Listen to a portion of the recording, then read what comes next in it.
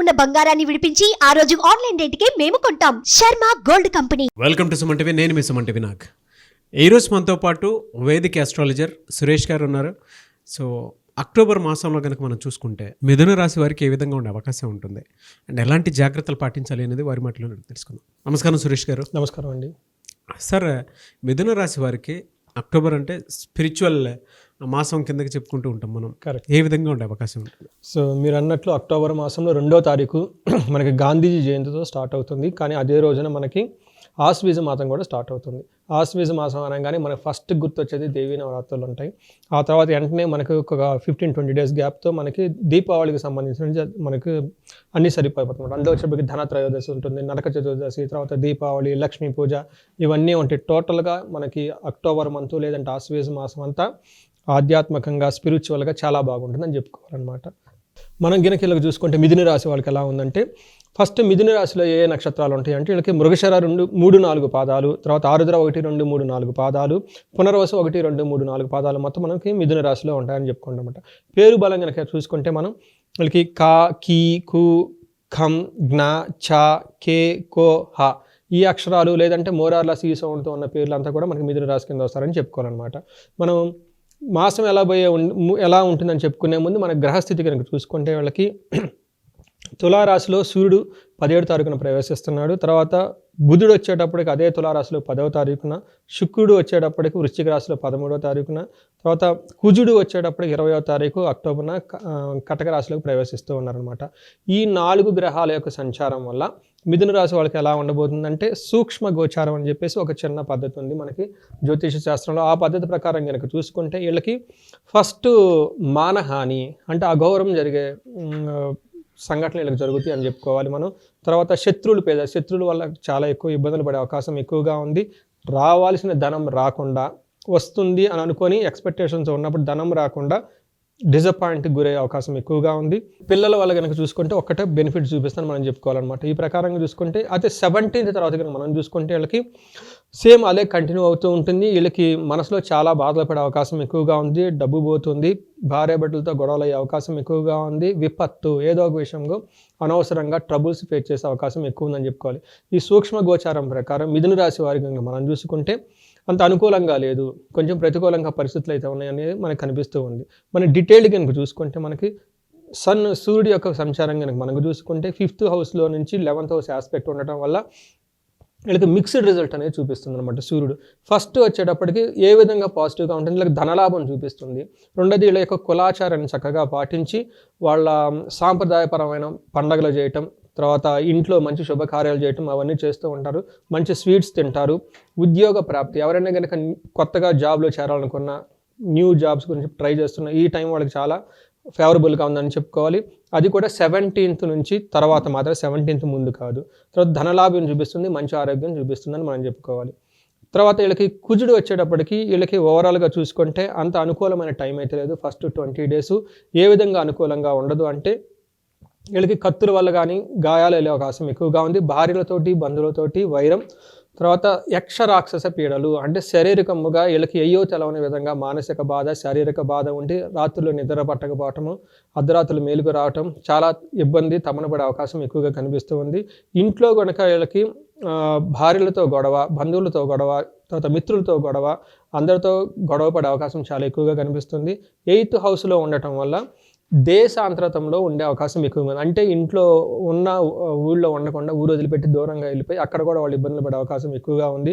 ధన నష్టము, రక్తం కళ్ళ చూడడం ఇవన్నీ కనిపిస్తూ ఉన్నాయి. ఇవన్నీ వచ్చేటప్పటికే మనకి అక్టోబర్ 20th వరకు.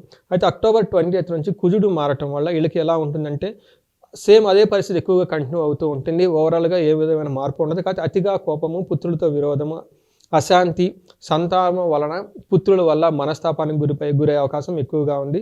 9th హౌస్ ఉండటం వల్ల ఏమవుతుంటే స్థాన భ్రష్టత్వం, ప్రమోషన్ వచ్చే అవకాశం ఎక్కువగా ఉంది.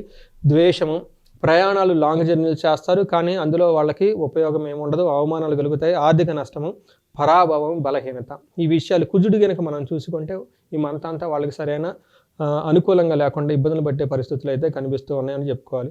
అయితే వీళ్ళకి వీనస్, శుక్రుడు వచ్చేటప్పటికి కొద్ది వాళ్ళకి కొంచెం ఉపయోగం చేసే విధంగా ఉన్నాడు. ఏ విధంగా అంటే టెంపరీగా వాళ్ళకి కొంచెం కంఫర్ట్, హ్యాపీనెస్ అప్పుడప్పుడు మధ్య మధ్యలో ఇస్తూ ఉంటారు. కానీ ఏ విధంగా అంటే వీళ్ళు కూడాను కుటుంబంలో వివాదాలు సృష్టించే అవకాశం ఎక్కువగా ఉంది, ఆయాసపడే అవకాశం ఎక్కువగా ఉంది, ప్రయాణాలు అనుకూలంగా ఉండవు, చిక్కులు, అపాయాలు, వ్యవహారాల్లో కనుక ఏదైనా కనుక చేస్తే లిటిగేషన్స్ పడి ప్రాబ్లం అయ్యే అవకాశం ఎక్కువగా ఉంది. తర్వాత వీళ్ళు 12వ ఆస్పెక్ట్ శుక్రుడు ఉండటం వల్ల ఏమవుతుందంటే కొంచెం బెనిఫిట్ ఏముంటుందంటే కొంచెం ధనలాభం వస్తుంది, అది కూడా మంత్ ఎండ్లో.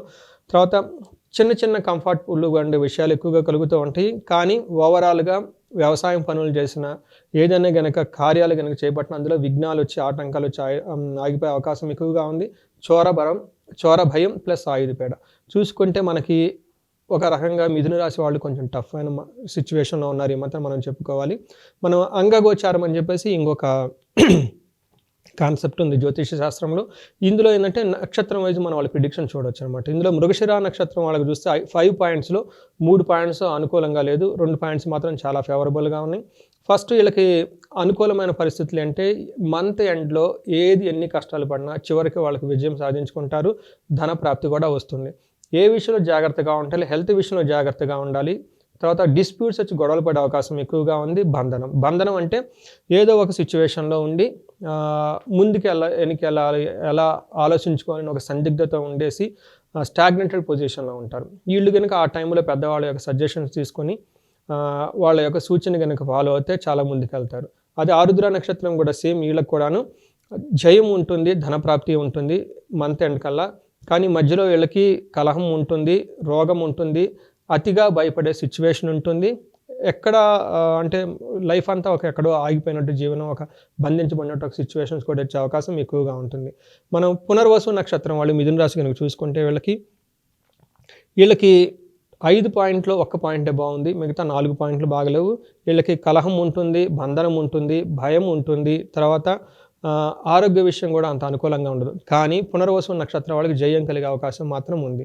మనం ఈ నక్షత్రం వాళ్ళకి కనుక చూసుకుంటే మనకి మృత్యు నక్షత్రాలు ఉంటాయి. ఈ మృత్యు నక్షత్రాల ప్రకారం కనుక చూసుకుంటే మృగశిర నక్షత్రం వాళ్ళు చాలా చాలా కేర్ఫుల్గా ఉండాలి. ఎందుకంటే బ్లడ్లో చేంజెస్ వచ్చి వైరల్ ఫీవర్స్ వచ్చే అవకాశం ఎక్కువగా ఉంది, లేదంటే బ్లడ్ని చూసే అవకాశం కూడా ఎక్కువగా ఉంది. ఆరుద్ర నక్షత్రం వాళ్ళని చూసుకుంటే వీళ్ళకి శని ఎఫెక్టు, సూర్యుని యొక్క ఎఫెక్ట్ ఉండటం వల్ల అనుకోని విధంగా కాంట్రవర్స్ మ్యాటర్లు వచ్చి ఇబ్బంది పడే అవకాశం ఎక్కువగా ఉంది. పునర్వసు నక్షత్రం కనుక చూసుకుంటే వీళ్ళకి సైకిక్గా చాలా ప్రాబ్లమ్స్ వచ్చే అవకాశం ఎక్కువగా ఉంది. ఈ ప్రకారంగా మనం ఏ ప్రకారంగా చూసుకున్నా మిథున రాశి వారికి అక్టోబర్ మంత్లో అంతా అనుకూలంగా లేదు. ఎనీవేస్ థ్యాంక్ యూ అండి. అయితే దీనికి రెమెడీ ఏంటి సార్ అసలు? సో నాగరాజు గారు, వీళ్ళకి బెస్ట్ రెమెడీ అని చెప్తానంటే చాలా విధంగా కొంచెం కాంప్లికేటెడ్గా ఉంది కాబట్టి వీళ్ళకి మృత్యుంజయ హోమం అనే ఒక హోమం చేస్తే చాలా హెల్త్ రిలేటెడ్ కాంప్లికేషన్స్ తక్కువ ముఖం పట్టేసి అనుకూలమైన సిచ్యువేషన్ వచ్చే అవకాశం ఎక్కువగా ఉంది. అంతేకాకుండా వీళ్ళకి యక్ష రాక్షస పీడలు కూడా ఉంది కాబట్టి ప్రస్తుతం రాహు కేతులు పునర్వసు నక్షత్రం వాళ్ళకి సైకిక్ ప్రాబ్లం ఎక్కువగా ఉన్నాయి కాబట్టి వీళ్ళకి మన్యుసూక్త పాశుపత హోమం అని ఒక హోమం ఉంటుందండి. ఈ హోమం కనుక చేసుకుంటే వాళ్ళకి కనపడని శత్రువులు ఎవరైనా ఉంటే కనుక, యక్ష రాక్షస పీడలు ఏమైనా ఉంటే కనుక అవన్నీ పోతే వీళ్ళకి జయం కలుగుతుందని చెప్పుకోవాలన్నమాట. ఇదే కాకుండా వీళ్ళకి అన్యోన్య దాంపత్య హోమం అని ఉంటుంది. ఇవి చేసినా కానీ వీళ్ళకి భార్యాభర్తల మధ్య గొడవలు రాకుండా ఉండేది. తర్వాత కుటుంబం అంతా సైక్యంగా ఉండే అవకాశం కూడా ఎక్కువగా ఉంది కాబట్టి ఈ 3 హోమాలు చేసుకుంటే చాలా మంచిది. సో ఈ 3 హోమాలు అయిపోయిన తర్వాత వీళ్ళకి చక్కగా దేవీ నవరాత్రులు కనుక చేసుకుంటూ ఉంటే ఆ తర్వాత అదే కంటిన్యూ అయితే మనకి మంత్ ఎండ్ వచ్చేటప్పటికి లక్ష్మీ హోమం ఉంది, తర్వాత వీళ్ళకి ధనత్రయోదశి ఉంది, ఆ తర్వాత దీపావళి, లక్ష్మీ పూజ ఇవన్నీ ఉంటుంది. కాబట్టి ఈ మాసం అంతా అయిపోయేటప్పుడు వాళ్ళకి చక్కగా మనం అమ్మవారి కృప వల్ల వాళ్ళకి అష్టైశ్వర్యాలు, భోగభాగ్యాలు కలిగే అవకాశం కూడా ఉంది. చాలామంది అంటే వీడియో చూసిన తర్వాత మిమ్మల్ని అప్రోచ్ అయ్యి అంటే దీనికి ఒక రెమెడీ ఉంటే బాగుంటుంది, ఎలా అయినా సరే మీ త్రూ అయినా సరే చేయించుకోవాలి అనుకున్నటువంటి వాళ్ళు ఉంటారు. మిమ్మల్ని అప్రోచ్ అవ్వాలంటే ప్రాసెస్ ఏంటండి? నాగరాజు గారు, స్క్రీన్ మీద కనిపిస్తున్న నెంబర్ ద్వారా మనకు కనెక్ట్ అవ్వచ్చు. రెండోది ఏంటంటే మీరు చెప్పినట్లు చాలామందికి ప్రాబ్లం ఏంటంటే చేయించుకోవాలనే ఆలోచన ఉంటుంది, కానీ ఆథెంటిక్గా చేసేవాళ్ళు ఎవరు, ఎక్కడ చేస్తే బాగుంటుంది అనే చాలామంది సందిగ్ధత కూడా ఉంటారు. వాళ్ళ కనుక మనం కనెక్ట్ అయితే చక్కగా మన వేదాల్లో ఏం చెప్పారు, ఓకే, మన సంస్కృతిలో ఏం చెప్పారు, మన కర్మకాండ విధి అంటారు, ఇందులో ఏం చెప్పారు, అంత ఆథెంటిక్గా మనకి హోమాలు చేసే అవకాశం మన దగ్గర వాళ్ళు మన ద్వారా చేయించుకోవచ్చు అండి. ఓకే, సో అపాయింట్మెంట్ ఇస్తారు మీరు? ఈ కనిపిస్తున్న నెంబర్ ద్వారా మనకి కనెక్ట్ అయితే అపాయింట్మెంట్ ఇచ్చి మనం వాళ్ళ జాతకం మళ్ళీ ఇంకొకసారి ఇండివిజువల్గా చెక్ చేసి, వీలైతే వాళ్ళ ఇంట్లో వాళ్ళ జాతకాలు కూడా చెక్ చేసి మొత్తం కంప్లీట్గా వాళ్ళకి ఎండ్ టు ఎండ్ కేర్ లాగా తీసుకోవచ్చు. Good sir. Anyways thank you అండి. Thank you so much Suresh గారు. థ్యాంక్ యూ అండి నాగరాజు గారు. సో చూసారు కదండి వీడియో. ఈ వీడియోపై మీ అభిప్రాయం కమెంట్ బాక్స్లో పోస్ట్ చేయండి. ముఖ్యంగా మీరు కనుక త్రూ వేదిక్ ఆస్ట్రాలజీ సురేష్ గారిని అప్రోచ్ అవ్వాలి అనుకుంటే అపాయింట్మెంట్ తీసుకొని, సో మీకుండేటువంటి ప్రాబ్లమ్స్ని వేదిక్ ఆస్ట్రాలజీ త్రూ ఏదైనా రెమెడీ కావాలి అనుకున్నటువంటి వాళ్ళు స్క్రీన్ మీద కనిపిస్తున్న నెంబర్కి కాల్ ఆర్ మెసేజ్ వాట్సాప్ చేసి అపాయింట్మెంట్ బుక్ చేసుకోవచ్చు. అండ్ ఈ వీడియో లైక్ చేయండి, షేర్ మాత్రం తప్పకుండా చేయండి. ఇలాంటి మరిన్ని వీడియోస్ కోసం మా ఛానల్ ఫాలో అండి. Thank you.